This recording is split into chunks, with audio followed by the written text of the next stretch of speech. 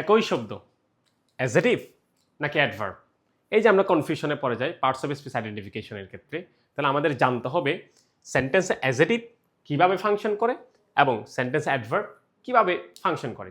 আসো দেখি, প্রথমেই যদি আমি যাই অ্যাজেটিভ ডেসক্রাইব, অ্যাজেটিভগুলো বর্ণনা করে, কাকে বর্ণনা করে?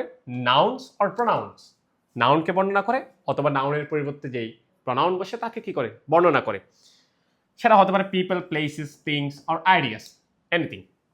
এবার আসো adverb describes verbs, adjective adverb can describe itself, adverb নিজেকে নিজে কি করতে পারে? ডেসক্রাইব করতে পারে। এবার আসো সেন্টেন্সে যদি আমরা যাই, এখানেও আমি দেখতে পাচ্ছি ওয়েল, এখানেও দেখতে পাচ্ছি আমি ওয়েল, এখানেও দেখতে পেলাম হার্ড, এখানেও দেখতে পেলাম হার্ড, সেম ওয়ার্ড, কিন্তু সেন্টেন্সের ফাংশনটা আমাকে বুঝতে হবে এটা কি আদৌ অ্যাজেটিভের মতো কাজ করতেছে নাকি অ্যাডভার্বের মতো কাজ করতেছে। তাহলে জানতে হলে আমাকে দেখো শিখতে হবে।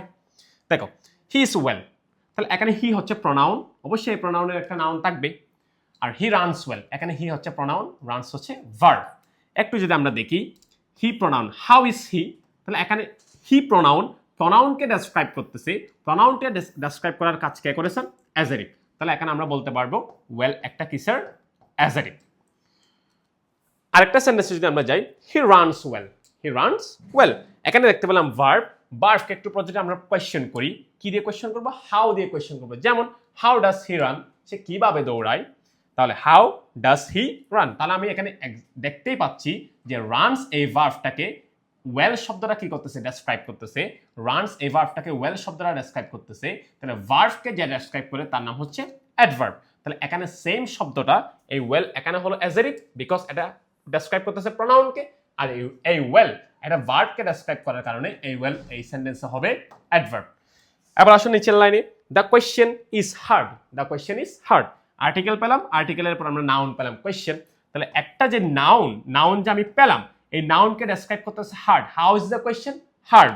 তাহলে আমি এখানে হার্ড শব্দটাকে কি বলবো? অ্যাজেটিভ বলবো, because it describes a noun, the question.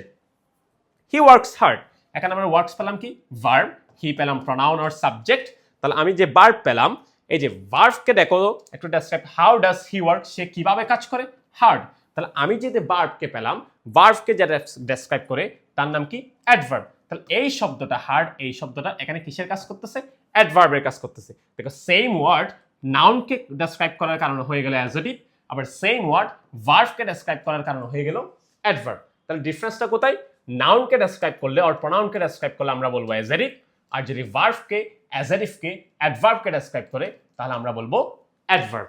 ওকে, তাহলে একই শব্দ অ্যাজেটিভ হতে পারে, অ্যাডভার্ব হতে পারে। তাহলে উত্তর দেওয়ার সময় আমাদের খেয়াল রাখতে হবে এটা ফাংশন কিভাবে করতেছে, এটা কি আদৌ নাউন প্রোনাউনকে ডেসক্রাইব করতেছে নাকি ভার্বকে ডেসক্রাইব করতেছে আর অ্যাজেটিভ আর অ্যাডভার্বকে ডেসক্রাইব করতেছে। ওকে, তাহলে কনফিউশন রাখা যাবে না। তাহলে এই যে কনফিউশন, যে আমাদের যে কনফিউশনগুলো হয় সেগুলো নিয়মিত দূর করতে পরীক্ষার হলে আমাদের যে নিয়মিত ভিডিওর আয়োজন, এই যে এগুলোতে তোমরা আমাদের সাথেই থাকবে এবং আশা করি তোমরা এগুলো নিয়ে উপকৃত হবে। ধন্যবাদ সবাইকে, সালাম আলাইকুম।